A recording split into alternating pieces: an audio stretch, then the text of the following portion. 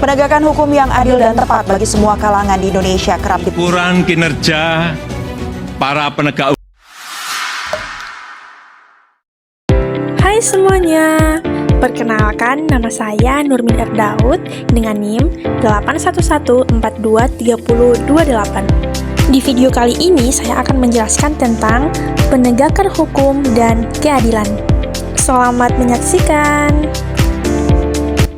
Baik, yang pertama di sini ada fungsi negara dalam teori tujuan negara. Nah, di sini terbagi atas 4. Yang pertama yaitu melaksanakan penertiban dan keamanan. Yang kedua, mengusahakan kesejahteraan dan kemakmuran rakyatnya. Yang ketiga, pertahanan. Dan yang terakhir yaitu menegakkan keadilan. Pelaksanaan fungsi keempat, yakni menegakkan keadilan. Fungsi negara dalam bidang peradilan dimaksudkan untuk mewujudkan adanya kepastian hukum. Fungsi ini dilaksanakan dengan berlandaskan pada hukum dan melalui badan-badan peradilan yang didirikan sebagai tempat mencari keadilan.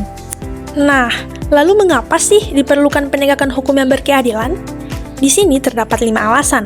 Yang pertama yaitu perilaku warga negara khususnya oknum operator negara banyak yang belum baik dan terpuji, seperti masih ada praktik KKN, praktik suap, perilaku premanisme, dan perilaku lain-lain yang tidak terpuji.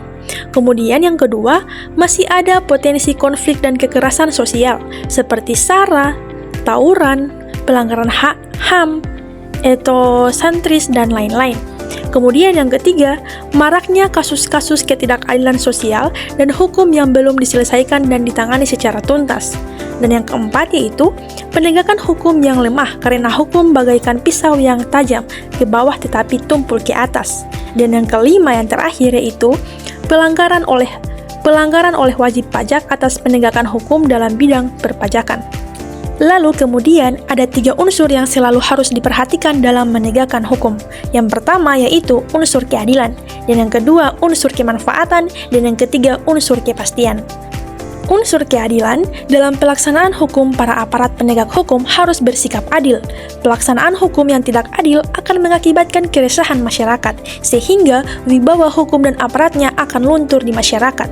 Apabila masyarakat tidak peduli terhadap hukum, maka ketertiban dan ketentraman masyarakat akan terancam, yang pada akhirnya akan mengganggu stabilitas nasional. Kemudian yang kedua, unsur kemanfaatan. Para aparatur penegak hukum dalam menjalankan tugasnya harus mempertimbangkan agar proses penegak hukum dan pengambilan keputusan memiliki manfaat bagi masyarakat. Hukum harus bermanfaat bagi manusia. Oleh karena itu, pelaksanaan hukum atau penegakan hukum harus memberi manfaat atau kegunaan bagi manusia. Lalu yang terakhir yaitu unsur kepastian. Penegakan hukum pada hakikatnya adalah perlindungan hukum terhadap tindakan sewenang-wenang. Adanya kepastian hukum memungkinkan seseorang akan dapat memperoleh sesuatu yang diharapkan. Kemudian ada hukum privat dan hukum publik. Tahu nggak sih bedanya dari hukum privat dan hukum publik?